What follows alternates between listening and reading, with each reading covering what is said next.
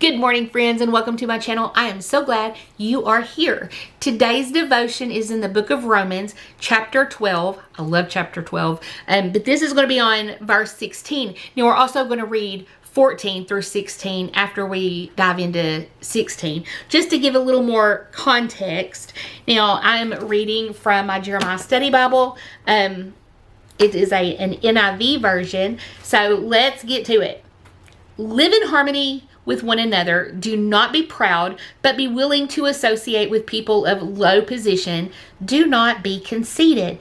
Now, what is a person of a low position? Well, these may be the poor, the needy, things like that, but it can also be someone who is not able to scratch your back if you scratch theirs. These are people that have nothing to offer you.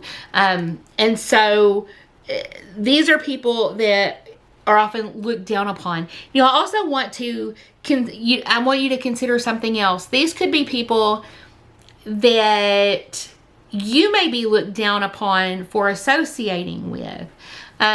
This could be, and maybe more in the past, more so than now, but this could be that person that's all covered in tattoos.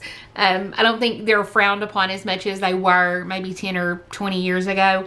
And then people who are different in some way. It could be people that show up at church and they look maybe impoverished, maybe they smell, and treating them differently would not be okay. This tells you specifically, do not be proud, but be willing to associate with people of low position. Because those people of low position, who did Jesus associate with? He didn't associate with kings and royalty and Pharisees, right? And so these are the people who may need you. They may need you to witness to them. And the other day it was kind of funny because I had a situation where it wasn't a lowly person at all, but my initial response, the Holy Spirit convicted me a little bit on. We were at a ball game, and it looked like probably grandparents were coming to the ball game, and this man and woman looked quite affluent and very well dressed. Okay, and we're talking about a ball game made of red dirt. Okay, red dirt fields. And the woman was wearing white pants. Now, these two individuals were not carrying chairs. And so if they're going to sit down, they would be sitting on bleachers where little brothers and sisters have been running back and forth after they've been walking in the dirt. You know, you get the picture. And my first reaction was along the lines of, you haven't been here before, have you? Kind of. I mean, that wasn't, I just kind of, that was what was going on in my mind. I did not say anything. But my thoughts were, yeah, you don't really fit in here.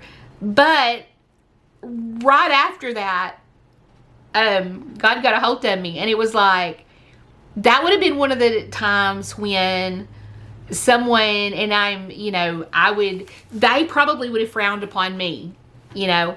But I was thinking the right thing to do would have been to offer them something to sit on, either a chair or something to put down on, you know, so they have a clean place to sit on the bleachers. Does that make sense? And so it was like, oh wow, you don't have to be poor, or you don't have to be rich to look down on somebody else. A lot of middle class look down on people who are affluent, especially, you know, big time affluent. But anyway, it kind of made me realize that that was not a Christianly way of me looking at her at first, because it was just like, you're not from around here. But that was incredibly inappropriate of me. And like I said, the Lord got a hold of me and was like, you should be offering her somewhere to sit, not judging her for wearing white pants. So anyway, now let me go back and start at verse 14. Bless those who persecute you. Bless and do not curse. Rejoice with those who rejoice. Mourn with those who mourn. Live in harmony with one another. Do not be proud, but be willing to associate with people of low position. Do not be conceited. And so, you know, if you see someone suffering and you think to yourself, they got what they deserved. Well, they shouldn't have, That's not compassion. And sometimes as parents, you know, we can say, I told you not to do that. If you would have listened, you wouldn't have gotten hurt. But that's not compassion. And we're called to be compassionate.